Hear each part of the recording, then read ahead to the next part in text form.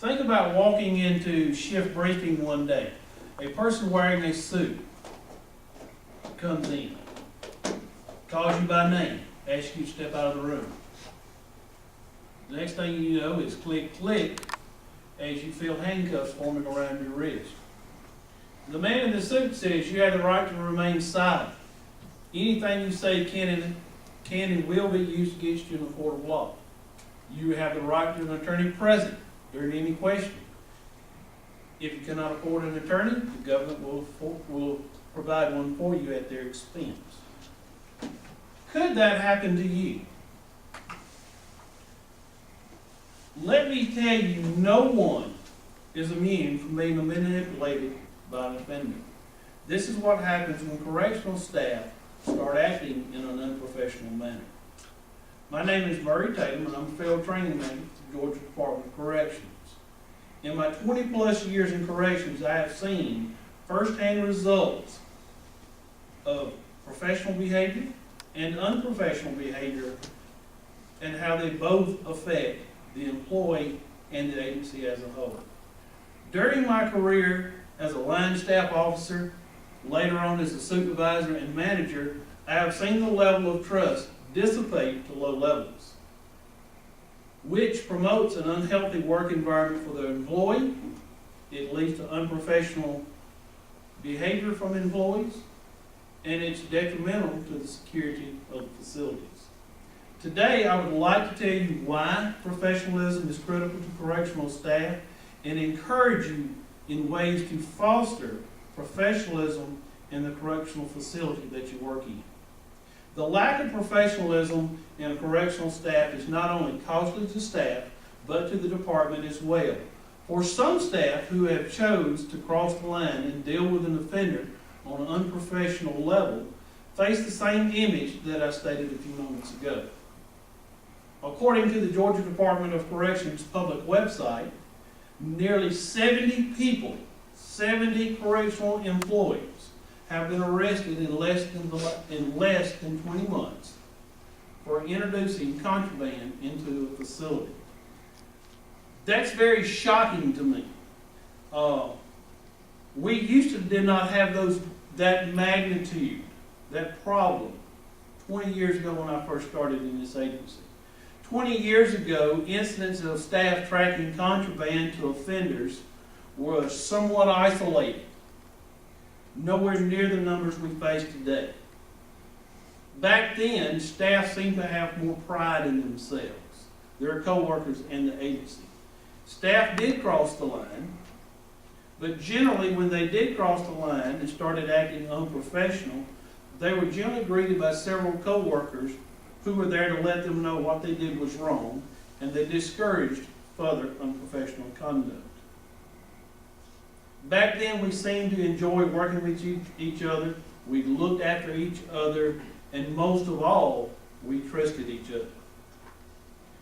Trust fosters growth in employees and the department, which will lead to a professional employee and a professional organization. Regardless of your career choice, regardless of personal relationships, there has to be a certain amount of trust established. If you don't have trust in a relationship, that relationship will falter. If you do not have trust in your coworkers, your supervisors, your subordinates in the workplace will soon falter. Most of all, if you do not trust yourself, you will not be productive.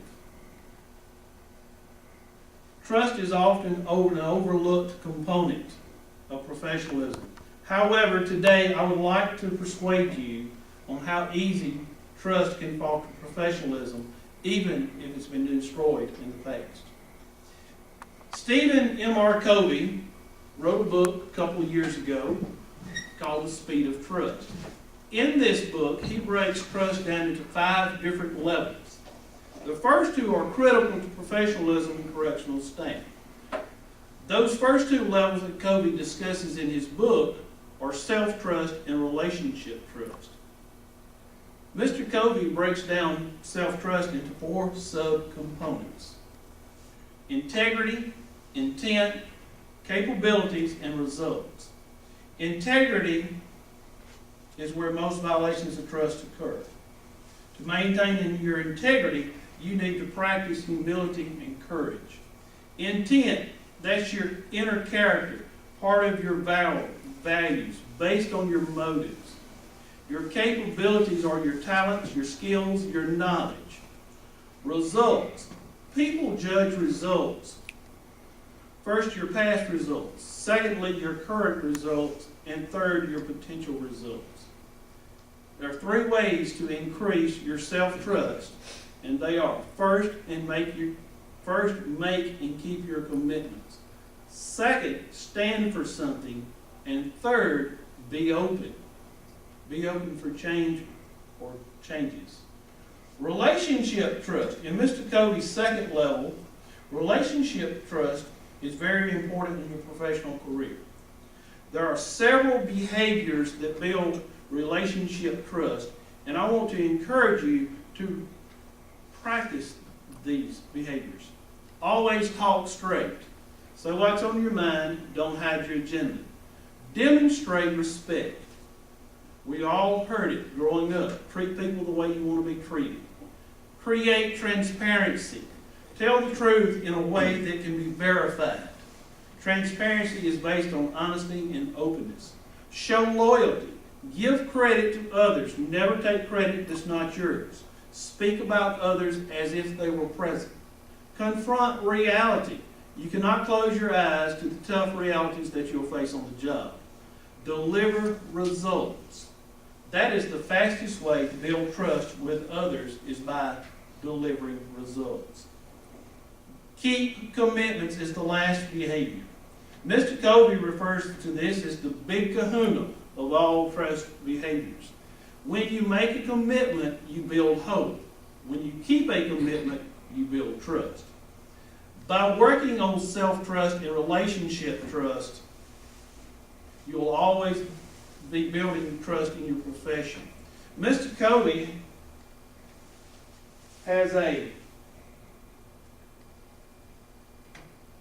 formula for businesses. You can keep that formula in your correctional place. As trust decreases, speed goes down and cost goes up. As trust increases, speed will go up and cost go down.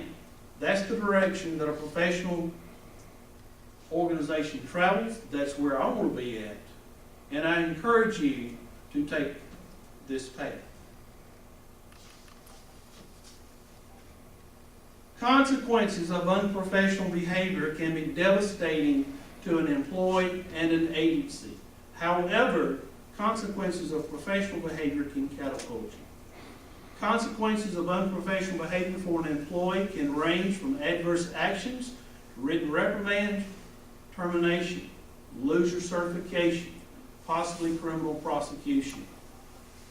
Consequences of unprofessional behavior for an agency is added cost, loss of security.